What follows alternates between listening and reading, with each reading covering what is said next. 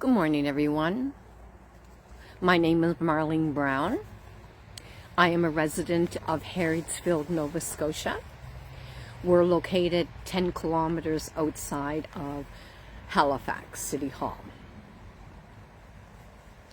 We are the first community in Nova Scotia to have uranium exploration take place.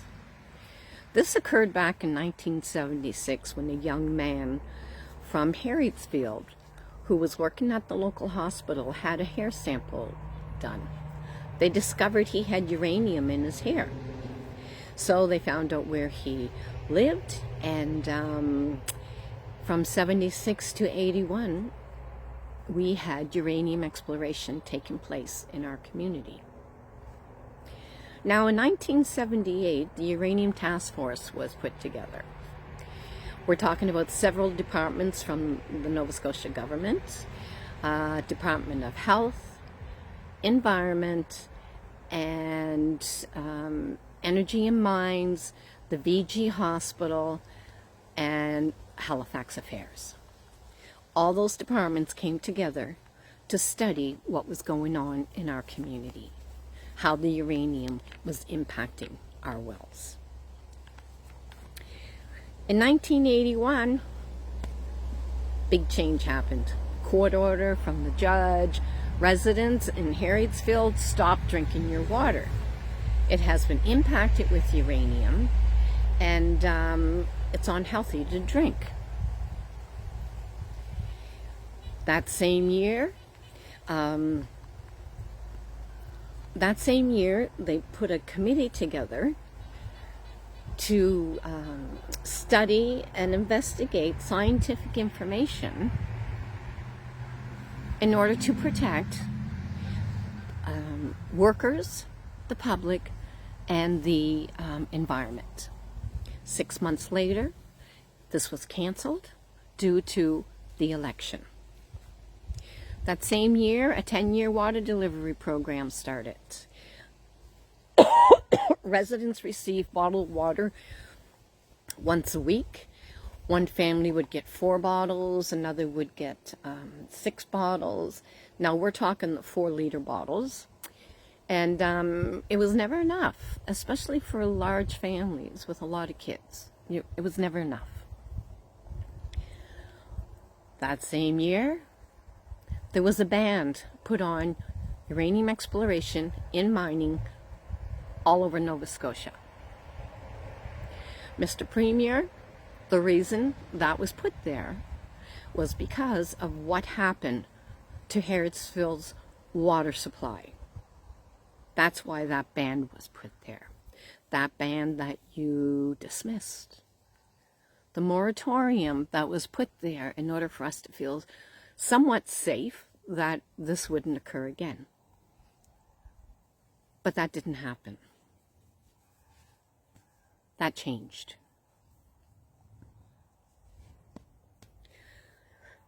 In 1991, that 10-year water delivery program was canceled. The water line of safe water was stopped.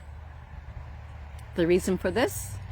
The Nova Scotia environment changed the readings for uranium from 20 milligrams to 100. And anyone in between could drink their water. Or so they thought. No one told them. No one told them the difference.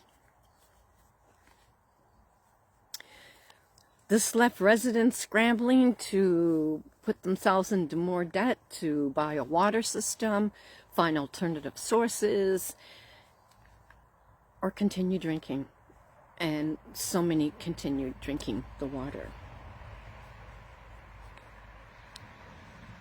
In 2001, the same year, residents were so upset, so angry. They remembered the government wanted to change bylaws and policies to put a construction and demolition recycling facility into a residential area. The residents were so upset. They remembered what it was like in the late 70s and 80s, early 80s. They remembered the suffering, the grieving, not having enough water. They told the government, this is going to happen again. More wells are going to be contaminated. They didn't listen.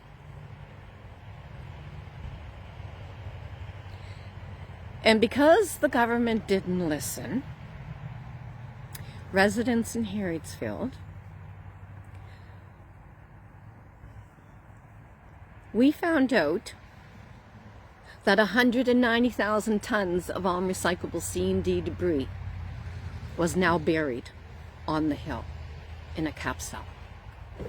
190,000 tons of non-recyclable adhesives, glues, tapes, carpets,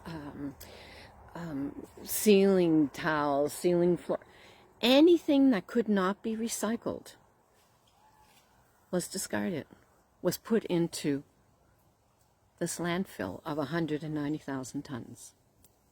If the government had listened to the residents, we would not have a plume of contaminated water that has been moving from the site for years. A plume is like a small pond under the ground. We discovered through court documents that the plume, it had activated uranium down in the bedrock. So now the plume consisted of contaminated water as well as uranium. And it was moving through the community for years.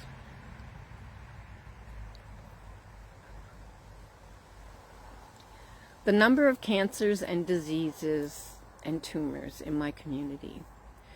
The number of cancers, skin, bones, eyes, throat, brain, breasts, ovaries, uterus,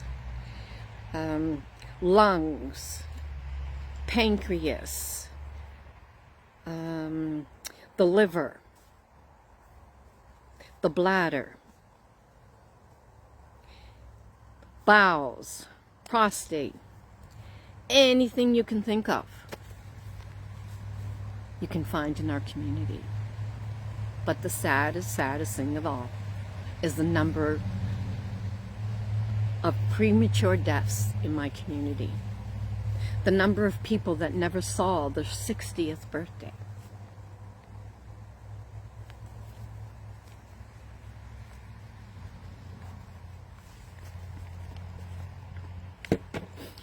Now, what's in well water? Well, you're looking at heavy metals, minerals, salts, E. coli, bacteria. All these things are normal, natural. It's only when one of these readings are over the Canada guidelines for safe drinking water that you will have problems.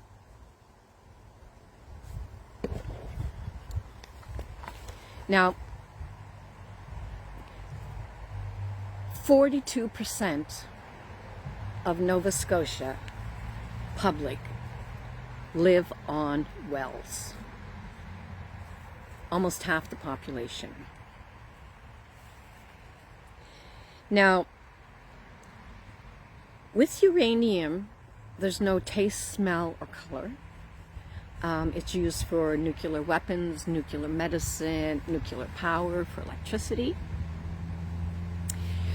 You do not take a bath with it if you have uranium in your water, especially after a operation. You don't want the uranium entering your body, no how. Not through an open sore, not through ingesting, drinking, not through inhaling, mist from your shower, mist from your toilet. All these things, like particles of uranium and radiation. So keep your showers short and put the lid down on the toilet when you flush it. This will help to a certain extent.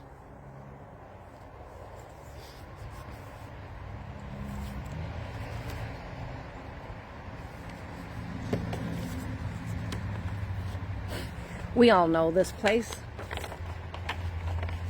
Best place in the world, and I wouldn't want to live anywhere else. This is Nova Scotia. Now you see all those pink areas? There. This is Halifax, completely pink. Up in Cape Breton, sporadic in different areas. This is where the uranium would be mined or explored, in these areas. That's where the uranium is, down in the bedrock. So if you live in any of these areas and you don't have a water system, I highly suggest you get one, because the uranium can be disturbed so easily. Salt on the road leaching down into the bedrock. Digging a ditch, drilling a well. All natural, okay? All natural. But if you live in these pink areas, this could be a risk to your health not to have it tested.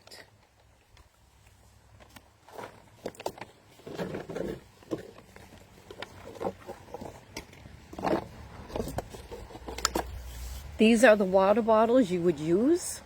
You can get them at any Nova Scotia lab for testing your water. This one is for all life form in your water. Coliform, bacteria, anything that's alive. Or this is for heavy metals and minerals. It has a black cap on top. And the thing with these is you have to keep them sterile. If you're testing your water, let it run. Take the cap off. Don't let the top of this bottle touch your tap, because that'll also contaminate it. This, you can take care of yourself at home instead of sending in the water sample. And how you would do that is you'd find out the depth of your well. Now, dug wells don't have the same amount as uranium as drilled wells do. Find out the depth of your well. Add the amount of bleach that you need to put into the water. It sits for hours, and then you flush it. And once you don't smell the chlorine anymore, then you know all life form is now gone. That is something you can do yourself, okay? So they recommend this once a year, and this twice a year. But you can do this at home, okay?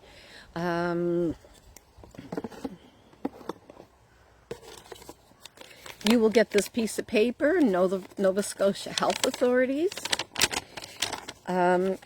It's room for your name, how you want to pay. They do take debit, and they'll send you an email. Now on this side, we have the different packages that you would use to put water in there. Package 1 is arsenic, uranium, and bacteria. That's $62. Package 2, arsenic, uranium, lead, nitrate and nitrite, fluoride, and bacteria. This includes the main health concerns, and that's $81.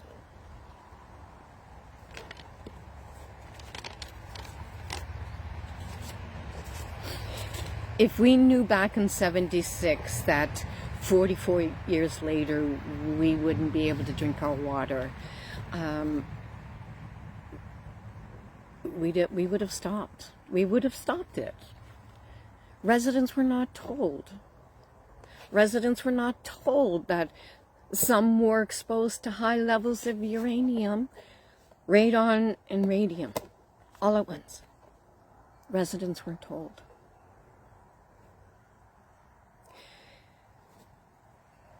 It's important to all those who are doing the uranium protesting. Don't stop. Please don't stop. You don't want what happened to my community to happen to yours. You don't want that to happen.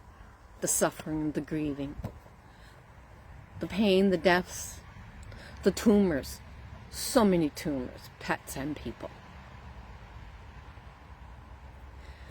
So my friends, please don't stop.